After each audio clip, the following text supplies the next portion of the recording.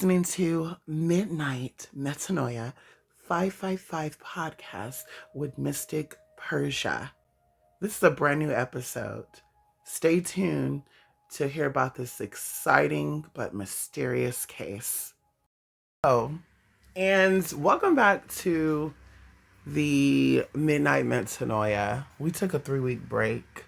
Of course, we had a lot of the stuff that we had to do. And as I always said, I like to focus on things that I'm focusing on. I don't like to be distracted. I don't like to have my hands in too many cookie jars, so to speak. So either way, I'm getting up and I'm like, this is the only way I'm going to do this today. So today is March 17th of 2022. And today I'm bringing you a story from another Brandon. And of course, this have also come up a lot for me. When I look through other podcasts or YouTube videos of people talking about this missing person case. And of course, I saw some stuff. I didn't want to go too much into it because, of course, everybody have their own theories, once again. So I don't really watch other podcasts deeply about certain topics because they have their opinions. And of course, our job is to get clarity on what exactly is going on, okay? We are going to do something a little different this week. I'm actually going to open up my notepad right now. Over there. So right here.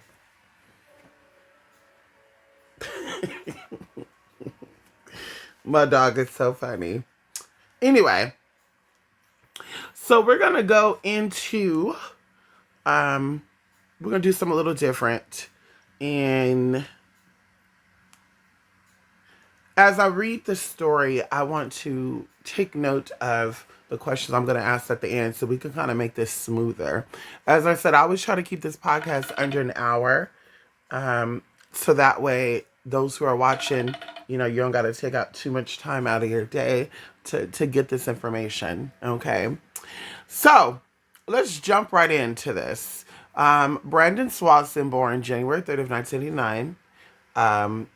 Shortly after May 14th, 2008, shortly after midnight. So this is the very early mornings of May 14th, which I believe was 3 days after Mother's Day? Either way. Of Marshall, Minnesota, drove his car into a ditch on his way home from celebrating the end of spring semester with fellow students from Minnesota West Community and Technical College Canby campus. Uninjured, he got out and called his parents on his cell phone. Unsure of his exact location, he told them he believed he was near Lind, and they drove out to pick him up. However, they were unable to locate him. Swanson, a question just came up for me.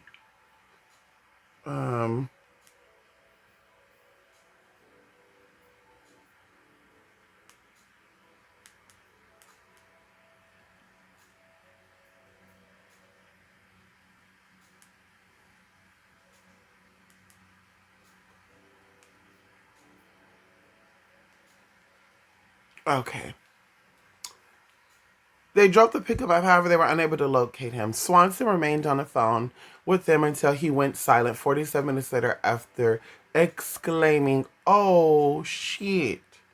Okay.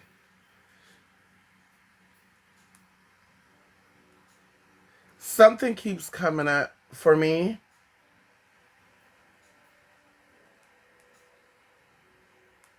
This was a setup.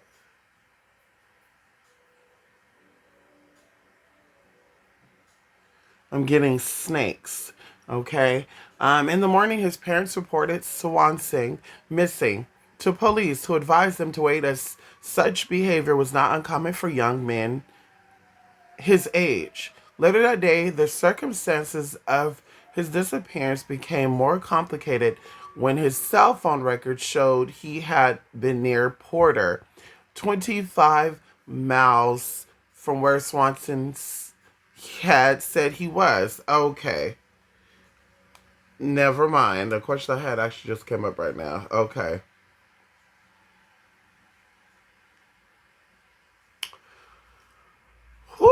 There's a lot of energy around this, honey. From where Swanson had said he was in a different location, that information led to discovery of his car near Taunton.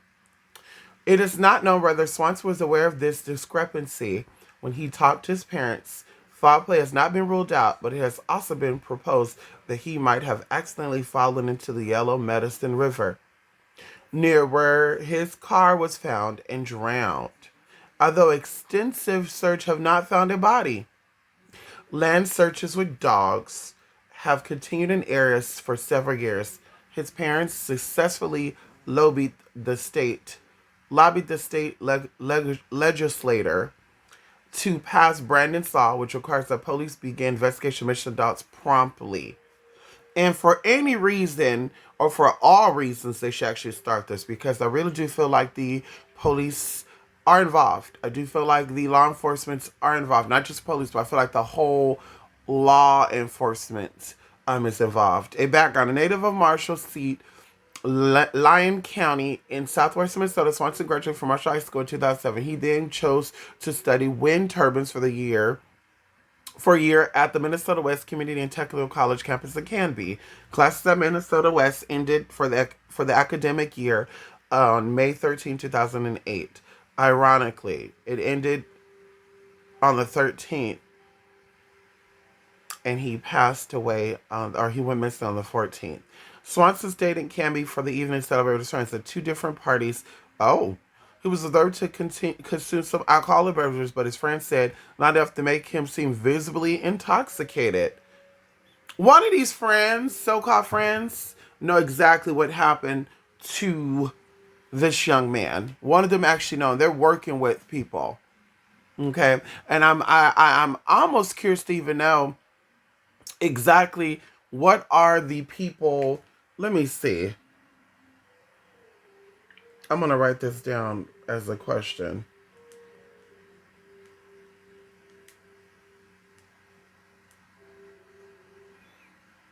Because I almost want to know what are the people's true feelings of the Swansons, Brian and Annette, because this seems like a very personal situation. Swanson left Canby for the 30-mile drive home before midnight, just before 2 a.m. He called his parents on his cell phone, telling them that he had driven his Chevrolet Lumina off the road into a ditch from which he could not remove the car. He was not heard and asked them to come to where he was and pick him up. And then Brian Swanson got into their pickup truck and drove out to where they thought he was, keeping him on the phone despite occasionally hang-ups and drops. Brandon stayed with his car and tried to signal them by flashing his lights on and off, but they saw nothing. Nor did he see them do the same.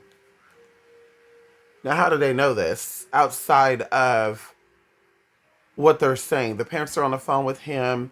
They're probably saying, do you see our lights? No. Do you see our lights? No. Do you see my light? No. But I'm like, how would they know what he's seen or did not see? Brandon finally gave up and told them he was leaving the car to walk towards lights. He could see that led him to believe he was near Lind, a small town roughly 7 miles southwest of Marshall. He told his father to head for the parking lot of a local bar and wait for him there.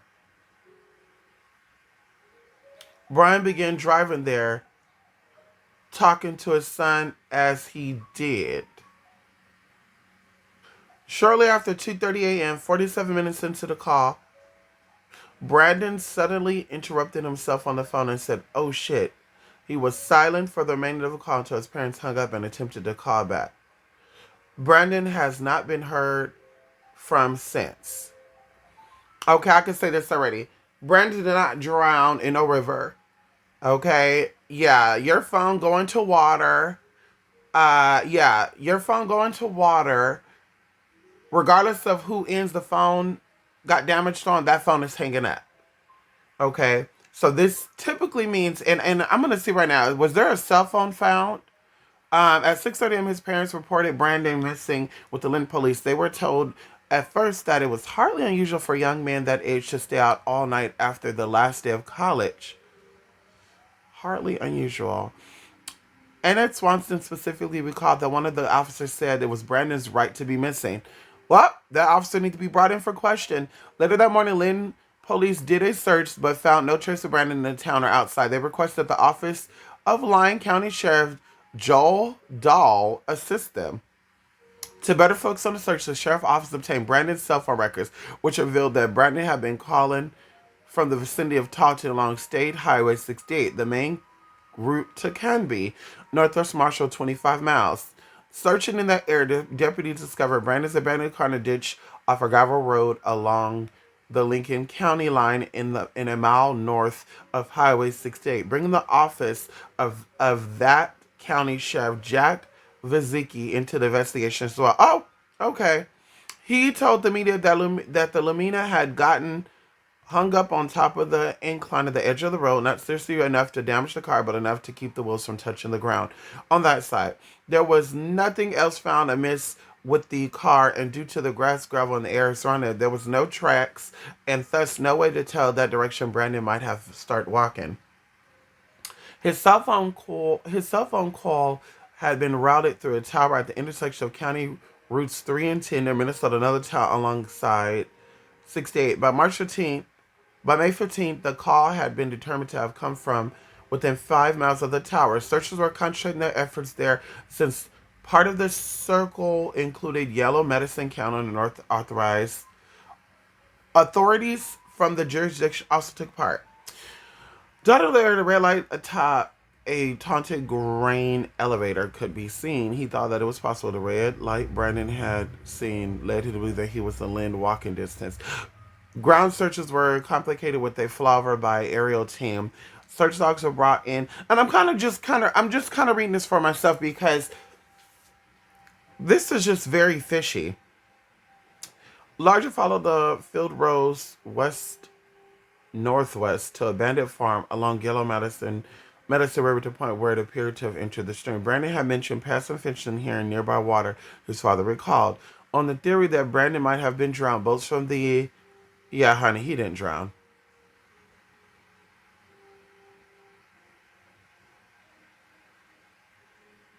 Yeah. After the original search found no sign of Swanson, most efforts were discontinued. Sheriff McKenzie continued to walk the 2 miles from the Yellow Medicine area every day for 30 days. The Swanson left their porch light on all night, every night, similar. They hoped that Brandon would eventually return to be found, and still do. Search resumed late that fall after fields planted shortly after the disappearance had been harvested. Dogs on their search continued to follow sensitive human remains into an area northwest of Porter that had not been searched earlier. Efforts, there you go, he did not drown. Efforts picked up again at the spring after snow melted, but before plunging a cycle that continued through 2000. By that time, 122 square miles had been searched. In 2010, the Minnesota Barrel, oh my God, that's one of those words that my tongue be like, Minnesota Bureau of Criminal Apprehension took over as lead agency on the case.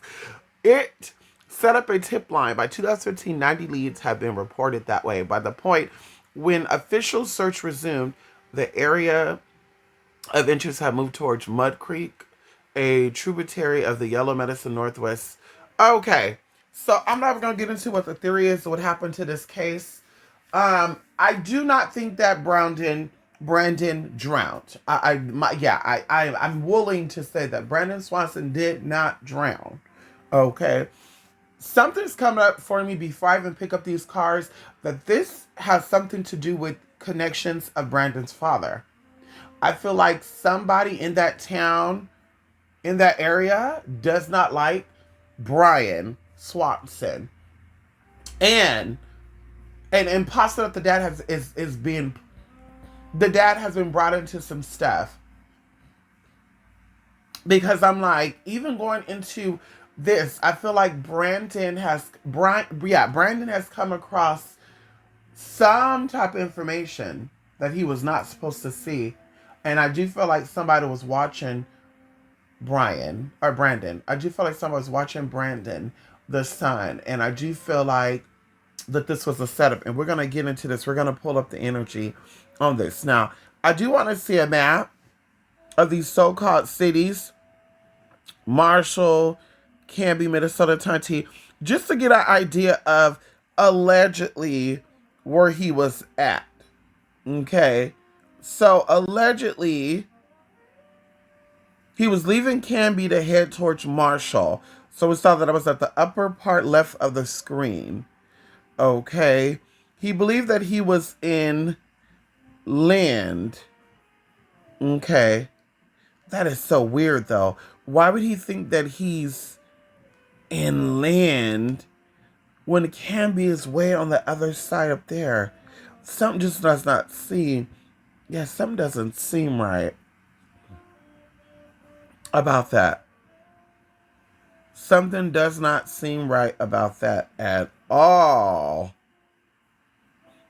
At all. Something does not seem right about that at all. Okay.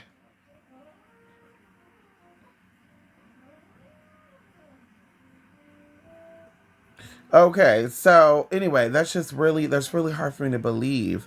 Um Brandon has been called the vicinity of Taunton. Okay. And that's right in the middle. So that's more believable. That's more believable. That's very believable. That Taunton, because that's on the way there. Um, I kind of want to jump into this because I want to see what exactly is going on. Because it's a 30-minute drive. We know he stopped, and they were on the phone for 47 minutes. I'm just a little confused of why they were on the phone for 47 minutes, though, if he lived 30 minutes away from Minnesota. And I understand that maybe the parents have to. That just doesn't sound right. Even the fact that they're from Marshall. Okay. The parents are from Marshall. Canby is a 30-minute drive from Marshall, which is north, right?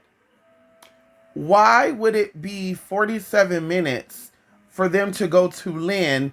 Because that's where he believed that he was at. So why would it take the parents 47 minutes to get there? And I'm sure Lynn would probably be about a 10 or 15-minute drive from there. So even if they were decided to reroute, and nowhere did it say that they were deciding to reroute from Lynn going up to Canby to see if they saw him. Because even then, that would be, let's say, 10 minutes. Let's say Lynn is 10 minutes from Marshall. That's already 37 minutes left. Then they would have to go back to Marshall. Okay, now there's 30 minutes left, right? We would say 27 minutes. To even start heading halfway up, Taunton looked like that's a halfway point to Porter. That's about a good 15 minutes. So I really believe that they would have came across their son if this timing was real. I feel like they don't know what time it was. I feel like there's something off with this time. It just is not making sense to me at all. I feel like there's something off with this time. And we're gonna see into it. So of course there's so many questions, but I want to go into first of all why this is up. Okay. All things in this is alleged until proven otherwise. I'm a spiritual advisor, reader, intuitive counselor, and I'm giving you what I'm feeling energetically about this case. Okay? So let's jump into who set up Brandon, because I feel like this is a setup. Who set up Brandon? I want to see a close description of this Brandon setup.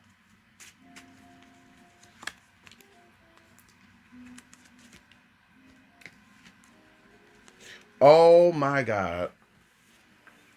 Well, all sixes came up. Six of hearts, six of diamonds, six of clubs, or six of spades. There's telling me that this is three men involved. Okay? This is three men involved. Three men, three different type of men, but these are three men involved. Now, I'm going to get into this We have the Six of Hearts, we have the Six of Diamonds, and we have the Six of Spades. Okay. Six of Diamonds is what's really standing out to me, my spiritual eye. I'm seeing a connection with his father. I'm seeing a connection with his father. This card stands for you will never want. Okay? To me, like I said, this is a father figure. This is a male energy. Somebody that this person trusts. And maybe this is not the direct father. Maybe this is a father-like figure, someone older than Brandon, that Brandon saw as a father. Okay, and the family will know exactly who this is. That Brandon trusted in, he confided in, and they really told him, "You will never want anything. We will take care of you. You will never need anything." I'm really curious to know what is the backgrounds of Brian Swanson and Annette Swanson. Are they connected to law enforcement? What are their fields? What do they do for a living? I'm really interested to know all that. I do want to keep this on Brandon, so definitely for those of you out there who are out there, you can definitely do your digging, and I would love to hear back from you to exactly what does the father and mother do. Okay, going into these Six of Hearts. Okay, this is a very generous, open individual. So once again, I feel like this is a male.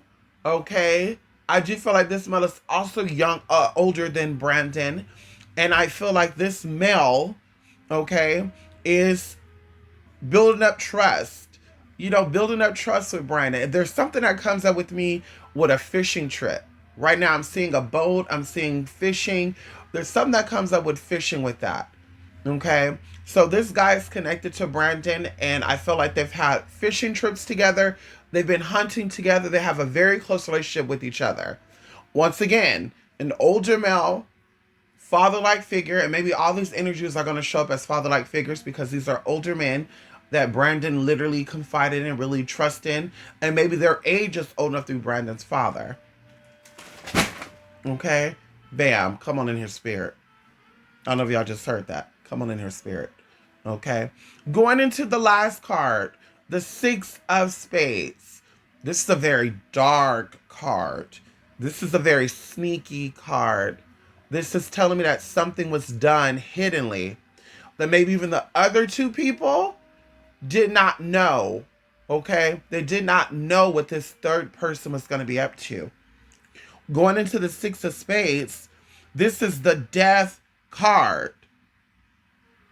So this third man is involved in Brandon's murder. Brandon was murdered. Brandon was taken out. He was not drowned. He did not drown on his own. Brandon was murdered. This is a murder situation. This is a murdered situation. If I was even to break down to you what this even deals with, right? What this even deals with, if I was to break this down, this will go over into air. Oh, girl, there's a lot of energy up in this case, y'all. There's a lot of energy in this case. What I want to know is, one of the questions I was going to ask was, what direction was Brandon really in? Was he in Porter or Lynn? And I want to ask right now, was Brandon closer to... Oh, God, there's so much energy here. Was Brandon closer to Minnesota or Porter when he was murdered, kidnapped, taken?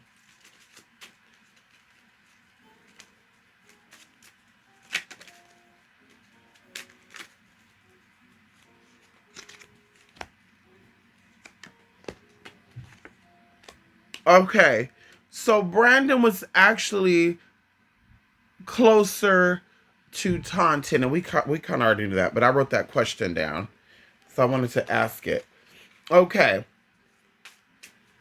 I want to know the heavy energy around this case, Because there's some really, really, really, really heavy energy here. There's a lot of nervousness. There's a lot of sneakiness. There's a lot of cover-ups. Almost seems like a movie scene. Like there's a lot of weird stuff going on. Oh my God. I really do feel like this father is aware. I do feel like his birth father is aware of what has happened. I do feel like his father is involved in this. Maybe not directly in the missingness, but his father's definitely aware of this. Let's go into it. I did want to pull 3 cards just to kind of cut this energy. So we have a older male here. He is the K of Diamonds. Okay. This is somebody who, once again, is ignoring, okay? He's ignoring good counsel. Somebody is advising him to come clean. Somebody is advising him to come forward, but he is choosing not to. But I do, let me not even get into that right there. Something just came up very, very crazy. And I do not want to put that up. I do not want to put that out there. Going into the King of Diamonds. This is also connected to Earth energy. Taurus, Virgo, Capricorn. Okay. They were like, oh, they're not gonna highlight his dad's. Because he was born in January. He's a Capricorn, Brandon. But this have nothing to do with Brandon. This is a Capricorn. No, actually he's not. He's an Aquarius. Never mind. Okay. So this is Capricorn towards the Virgo energy. I'm curious to know exactly who this is. I want y'all to really, really think about this. Or really, really remember this. Write this down. Going into 9 of Diamonds. Going into 3 of Spades. For the 9 of Diamonds, we have a transaction within 9 days that was profitable. So I don't know if any missing person's money was put up for Brandon's missing or Brandon's case within 9 days of him going missing.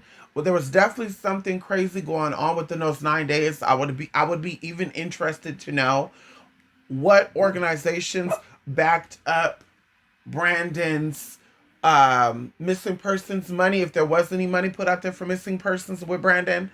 Who backs it up? What organizations back this up? And how are they connected to the father and these other 2 men? Okay. One is even the 3 of Spades. 3 of Spades is the loss of property. Okay. So this is kind of what's gonna like open up and blow the spot for this individual who is involved. Whether it's the sheriff, and like I said, I want to get you guys involved. Like I said, we're going to do this a little differently. Okay. Who exactly is involved? These 3 men who are involved, who out of these 3 men have lost property? That mean that's involved with this case, that have within the past, 10 years, 11 or 13 years, has lost something very valuable that is public record. Okay. I feel like this is connected to a house, or this is connected to a boat. Okay. When I say house or boat, because this person, I'm seeing a boat, I'm seeing a house. So either the boat is a great loss. Okay. Once again, and it could be also, maybe they intentionally got rid of the boat. Like I said, this should be public record. Okay. This should definitely be public record for this situation.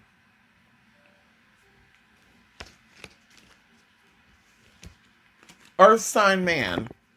Like I said, if somebody is watching this and you know this family, you're aware of who they are, what they are, and all this other good stuff, you will know exactly who this earth sign man is. You will know exactly who this earth sign man. What was the true feelings of the Swanson family? This is my thing. Was law enforcement We're just going to say the whole town because I don't feel like Marshall is that big. Let me see right now. Let me see what the population is of Marshall, Minnesota. Yeah, 13,680. And it could be more right now. What are the feelings about of the people towards this family in Marshall, Minnesota?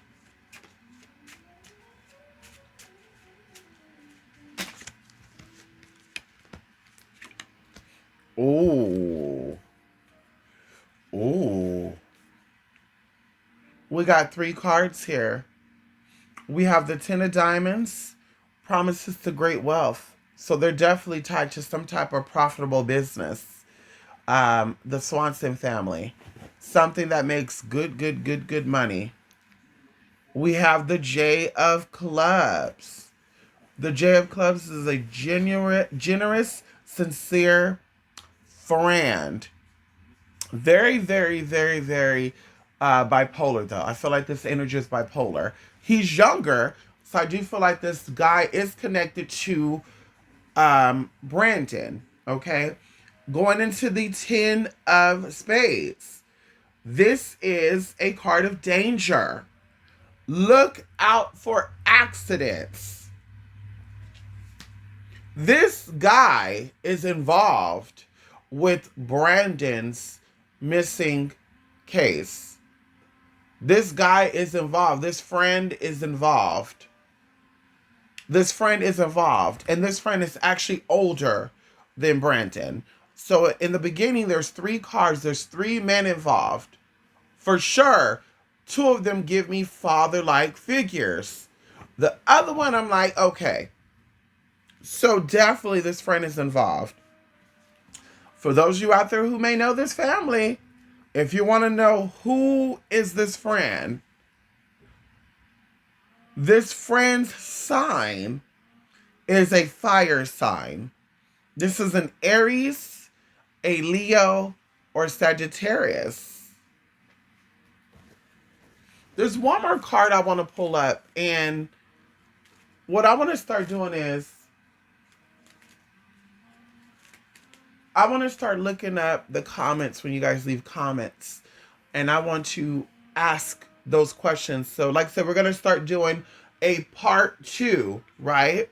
What I think I'm going to start doing is we're going to have 1 week of presenting Midnight Metanoia. You guys will get to see the scene, get to see the information if you have not already seen it. You will hear me telling you what I'm seeing intuitively, what I'm picking up energetically. Based on the question that you guys ask under the video, we will do a live the next week, and we will go over exactly what we saw or what I saw in the comment section. I will then answer those questions live right there on cam. How does that sound? I think that sounds good. I think that'll be perfect. So my last question would be, what is the energy around this case that is hidden and that will eventually come to the light sooner than later?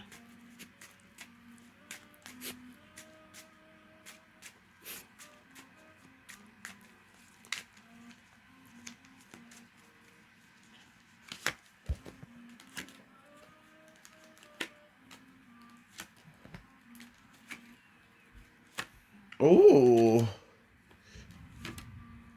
Do they show their face? Do they show their face? We have right here, ladies and gentlemen, 9 cards. We're going to do a 3 roll from the past, the present, and the future. Okay? So going into the first row, we have 3 diamonds, 6 clubs, and ace of clubs. The 3 of diamonds talks about an engage of some type of fight. There's a lawsuit here. Okay? There's a lawsuit here. Okay? There was a lawsuit that's brought up, okay, of what kind of initiated how this all even got brought up. This is not current. situation. Okay. There is a lawsuit, okay, that contributed to all of this stuff, you guys. Okay. There's a lawsuit. Going into the Six of Clubs. And I'm kind of repeating this because as I'm unfolding this, I'm kind of like, I'm gagging. The Six of Clubs is speaking about an opportunity to change businesses. Okay. Going even into the, and six came up with a man. Okay. So this is connected to a male energy. Going into the Ace of Clubs. This is once again promise of great wealth. So I do feel like this is something with a business, with some type of organization, a lawsuit or some type of organization, and there's a lot of money at hand here. And that's why, like I said, what contributed to all this. Going into the next row, we have 3 cards. Okay, we have a Queen card. Okay, there's a Queen of Diamonds here. Okay, the diamond energy is Earth, Taurus, Virgo, Capricorn. We have the King of Clubs here, which is fire, Aries, Leo, or Sagittarius.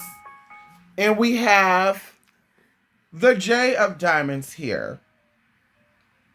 The J of Diamonds here, of course, deals with the earth sign, Taurus, Virgo, Capricorn. And it's a younger man. Okay? Let me see when...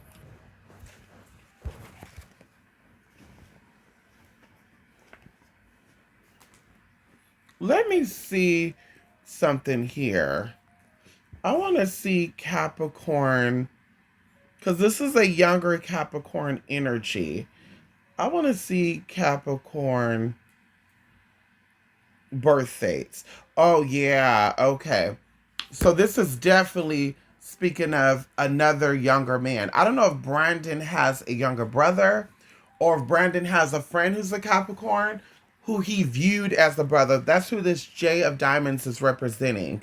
Okay. Going into the Queen of Diamonds. The Queen of Diamonds, this is a sneaky gossiping woman. I do feel like this energy is connected to his mother. I do feel that. Going into it, it'd be interesting to know when her birthday is. Okay. And also what's the energy around her? Is there a lot of earth energy around her? That'll be very, very interesting. Do Mama got a lot of earth energy around her if she's not earth sign herself? Going into the King of Clubs. Okay. This is a happy, faithful man. So he's committed to the Queen. Okay. He's never cheated. Okay. He's never done any messed up shit. Okay. But he's definitely faithful and loyal to this woman. I do feel like this is his father, for sure. Okay. I do feel like this represents his father. Okay. And going into the J of Diamonds, like I said, I do feel like this is a younger friend. Okay. This is a friend who he saw as a brother, like a best friend. Okay. Going into the future position, we have the King of Diamonds again come up. The King of Diamonds. This is the earth sign older man. As I mentioned before, ignoring good counselor. So this man is completely involved. He should completely come out. And it's definitely going to come to the light sooner than later.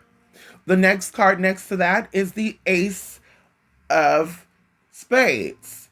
The Ace of Spades is a funeral. This is a funeral card. Okay. The Four of Spades, okay, deals with a horrible marriage.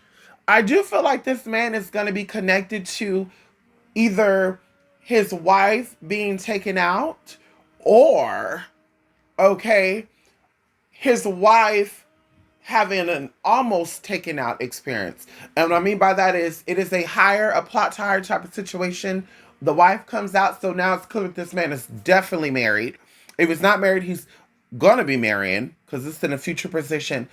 And the wife is going to come out and expose all the secrets. That's going to kind of blow the cover on what is all going on with this case. That's what's gonna blow the cover. Okay. This is really, really heavy with this. I do feel like this man is really involved. He came up separately in another question, and now he's here again. So once again, this is an older Earth sign man who is ignoring good counsel. Okay. Oh my God, y'all. I will be waiting to hear back from you guys after seeing this and telling me or asking me any questions, interacting. Let's have this as an open dialogue. Any questions, and like I said, the next live that we do, we'll be doing a live video talking about what you feel happened.